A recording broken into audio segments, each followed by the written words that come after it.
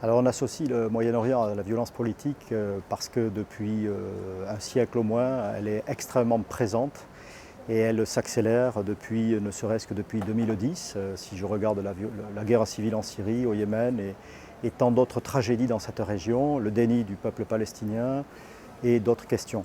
Ce qui frappe, parce que quand on parle de violence politique, il faut peut-être s'entendre sur ce que c'est, eh bien, c'est la violence sans caractère légitime, parce que dans un état de droit, il peut y avoir une violence légitime pour faire respecter le droit. Et à l'échelle diplomatique, il peut y avoir une violence légitime pour faire respecter le droit aussi.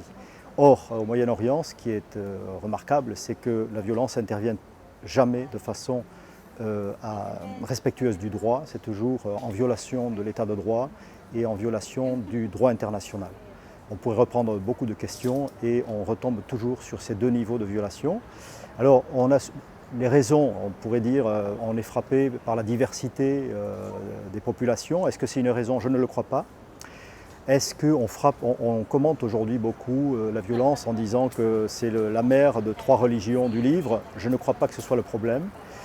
En résumé, sans vouloir être trop rapide, je dirais que c'est avant tout la question de l'État qui est posée, c'est-à-dire qu'il y a des peuples qui n'ont pas d'État, je pense aux Palestiniens, mais il y a aussi des États qu'on a créés et qui ne sont pas des États-nations et qui ont, c'est peut-être pas tant ça le problème, que les États sont confisqués par des clans qui ont empêché de construire de véritables nations et qui ont empêché finalement le vivre ensemble. Je pense à l'Irak, je pense à la Syrie, je pense au Liban. Voilà. Et donc c'est la question de l'État, c'est la question des ingérences permanentes pendant la guerre froide, mais aujourd'hui encore, avec les États-Unis en 2003 en Irak, la Russie, que serait Bachar el-Assad sans la Russie? Il ne serait plus là. Et puis ce sont les ingérences régionales, et en particulier aujourd'hui, le jeu de l'Arabie Saoudite et de l'Iran qui empoisonnent le vivre ensemble dans la région. Et puis bien sûr, ces ingérences, on ne peut les comprendre que si on regarde le sol, ou le sous-sol plutôt, en l'occurrence, c'est-à-dire c'est quand même une région qui est assez exceptionnelle en termes de ressources pétrolières et gazières, et donc évidemment tout ça nourrit les ingérences internationales, et même aujourd'hui le jeu de puissance entre l'Iran et l'Arabie Saoudite. Alors évidemment, après avoir fait ce constat, on ne va pas refaire les frontières, on ne va pas considérer qu'il faut moins de diversité, c'est une richesse d'abord, il faut le dire, c'est une richesse, ces sociétés sont extrêmement riches, il faut toujours le dire, parce qu'on associe le Moyen-Orient à la tragédie, mais c'est aussi une chance de la diversité. Donc les solutions, évidemment, je suis mal placé n'étant pas de la région, mais par rapport à ce que j'ai dit, c'est la question de l'État, c'est la nécessité d'institutions qui en sont véritablement. Ce n'est pas ce qui se passe en Irak, ce n'est pas ce qui se passe au Liban, ce n'est pas ce qui se passe en Syrie.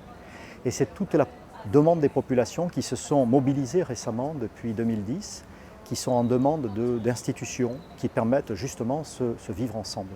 Donc là, c'est la construction des institutions, ça se fait sur le long terme. Évidemment, on peut être un peu pessimiste aujourd'hui après l'échec de ces révolutions, avec des contre-révolutions, mais je pense que la braise de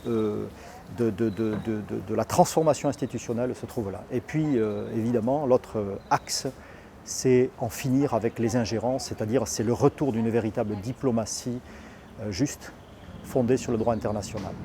Et en particulier, sortir de cette diplomatie déséquilibrée entre l'Iran et l'Arabie Saoudite qui, comme je le disais, met le feu aux poudres dans la région.